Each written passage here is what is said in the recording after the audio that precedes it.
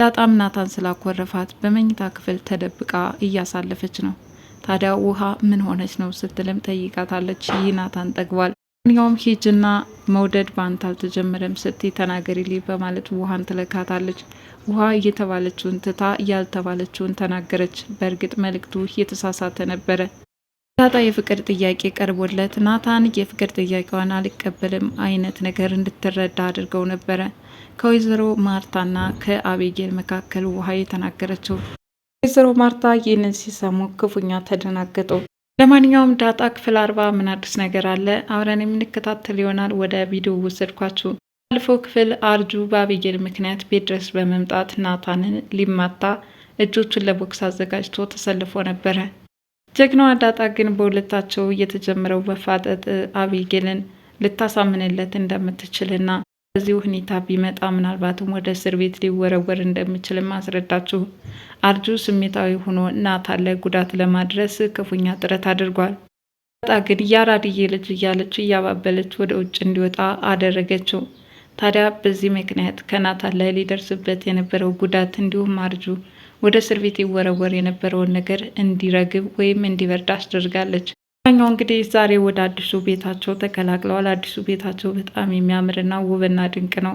እቃዎችን አስተካክለው እያንዳንዳቸው የስራ መስክም ተሰማርተዋል። መስራትን እንድትለማመድ እያደረጓት ነው። ምክንያቱም ሰላም አሁን ነፍሰ ጡር ስለሆነች በምትወልድበት ሰዓት የግድ ሰራተኛ ያስፈልጋቸዋል። ሰራተኛ የማይመጣ ከሆነ እርስ በርሳቸው ተጋግዘው ስራ መስራት እንዳለባቸውም ተነግሯቸዋል። በዚህ መሰረት ነበረ ውሃ ወደ ኩሽና ገብታ አንዳንድ ነገሮችን እያስተካከለችና ምግብ ለመስራት ፉድ ስትል የነበረው። ሆኖም ግን ከኩሽና ጋር ትውውቅ የሌላት ውሃ ሽንኩርት እንኳን መክተፍ ምን ያህል እንደተቸገረች ተመልክተናታል። ውሃ ቤቱን በመቀየራቸው በዛ ላይ ደግሞ በጣም ጽድት ያለና ቆንጆ ቤት በመሆኑም ውሃ በጣም ወደዋለች። አቤጌልም አሁንም ከተንኮሏ ልትታረም አልፈለገችም። መቼም የአቤጌል ቁፋሮ የማዕድን ቁፋሮ በሉት። ሰላምን የልጅ አባት ለማወቅ እያልጣረችው ጥረት የለም።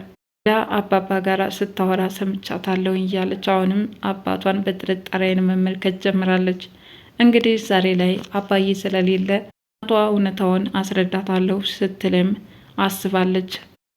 ማርታ ክፍል በመሄድም ይኸውልሽ ደረጀ ለሰላም ምን እንዳላት ልንገርሽ እያለችም ልትናገር እንደፈለገች፣ ወይዘሮ ማርታ ግን እባክሽን ተይኝ፣ በሰላም ልኖርበት፣ ምንም አትንገሪኝ፣ መስማት አልፈልግም ብላም አመናጭቃ እንድትወጣ አድርጋታለች።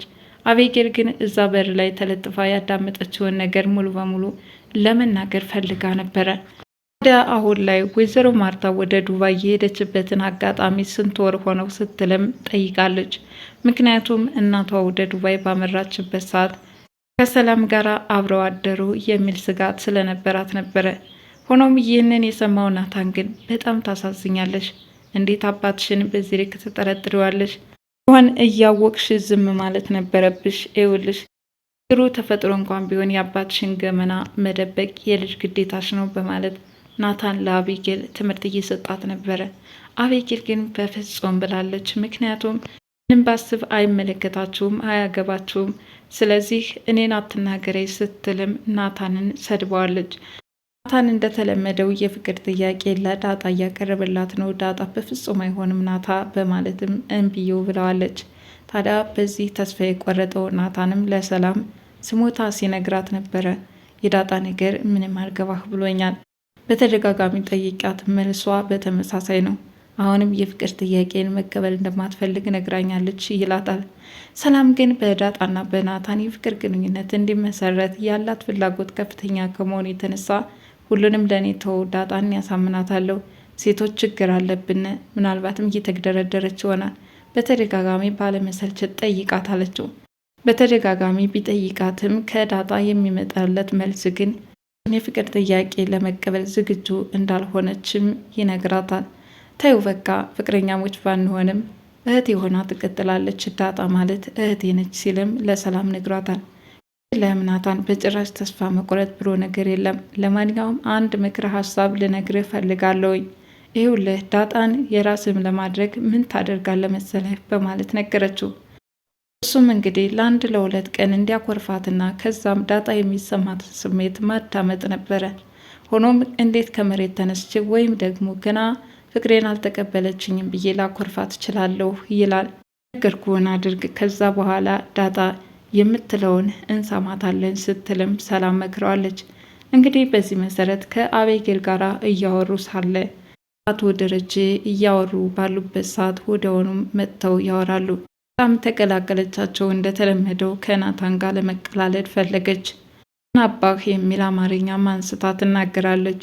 ይህንን የሰማው ናታን በአባቴ ቀልድ የለም፣ እንዲህ አይነት አማርኛ አይሰራም፣ በፍጹም ሁለተኛ እንዳትደግሙ ሲልም ዳጣን አኮረፋት። ዳጣ ከወትሮ በተለየ እንዲህ ስለተናገራት በጣም ከፍቷታል። መኝታ ክፍል ሆናም እያሰበች እየተጨነቀች ነው። ምክንያቱም ከናታን እንደዚህ አይነት ነገር አልጠበቀችምና። ሆኖም ውሃ ምን ሆነች ነው? ሻይ ላፍላልሽ፣ ምሳ ላቅርብልሽ፣ ወዘተረፈ የምትፈልገውን ነገር ላደርግልሽ እፈልጋለሁ ወይስ ደግሞ አብዬ ላስገብታሽ ነው በማለት ጠይቀቻት። በጣም ነው የጠገበው አለቻት። ወደ ሳሎን የምትሄድ ከሆነ አንድ መልእክት እንድታደርሽልኝ እፈልጋለሁ በማለትም ነገረቻት። እሱም እንግዲህ ናታን መውደድ እኮ በአንተ ብቻ አልተጀመረም የሚል መልእክት እንድታደርስላትም ለውሃ ነገረቻት። ውሃ ግን እታች በመውረድ የተሳሳተ መልእክት ተናገረች። ወይዘሮ ማርታ ወንድ ልጅ ባለመውለዳቸው ምን ያህል እየከፋቸው እንደሆነና በተለይ አቶ ደረጀ ወንድ ልጅ ወልዶ የመሳም ፍላጎቱ ከፍተኛ እንደነበረ ጋለት እንዳልቻለች ለናታን እየነገረችው ነው። ናታንም 2 ልጆች ካሉ በቂ ነው፣ ውሃ በጣም ምርጥ ልጅ ናት፣ ኤቢም ደግሞ እየቆየች የምትስተካከል ይሆናል። ለማንኛውም እነዚሁን ይባርክ፣ ደግሞ እግዚአብሔር የፈቀደው የእርሱ ስጦታዎች ናቸው። ወንድ ልጅ ስለሌለች ልታዝኔ አይገባሽም በማለት ወይዘሮ ማርታን እየነገራት ነው። እንግዲህ በናታን ያስተሳሰብ ብስለትም ሆነ ጸባይ ይቀኑበታል፣ ይደመሙበታል። ቸው ጋራ ለማጋባትም ያላቸው ፍላጎት ከፍተኛ መሆኑም ለዚህ ነበረ። ታዲያ ዛሬ ላይ ኤቪን ግን የፍቅር ስሜት አይሰማም እንዴ ስትል ወይዘሮ ማርታ አፋወታ ጠይቀዋለች። ታን ለወይዘሮ ማርታ ጥያቄ መልስ አጥቶለታል። ዛሬ ላይ የወይዘሮ ማርታ ፍላጎት መሆኑንም ናታን ለመረዳት አስችሎታል። በዚህ ሁኔታ ወይዘሮ ማርታ ከኤቪ ጋራ ለማገናኘት ጥረት እያደረጉ ባሉበት ሰዓት ግን ውሃ የተሳሳተ መልእክት ለወይዘሮ ማርታ ማድረሷ ምናልባትም በኤቪ ጥላቻቸው እየጨመረ ይመጣል።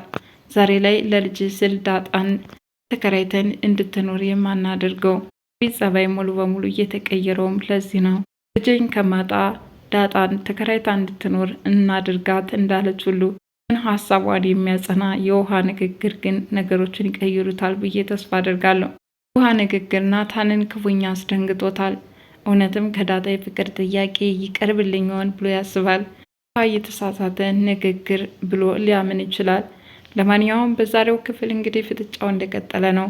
አቶ ደረጀ ወዴት እንደሄዱ ባይታወቅም ዛሬ የድራማውን ክፍል መቀላቀል አልቻሉም። ምናልባትም ወደ ሌላ ሀገር ቫኬሽን የወጡ ይመስላሉ። እንግዲህ የእሳቸውን መሄድ ተከትሎ የሰላምን አባት አጣርተን ከስር መሰረቱ እንድናውቅ ይረዳናል በማለት የአቶ ደረጀ መውጣትን ተከትሎ ኤቪም ደስተኛ ሆናለች።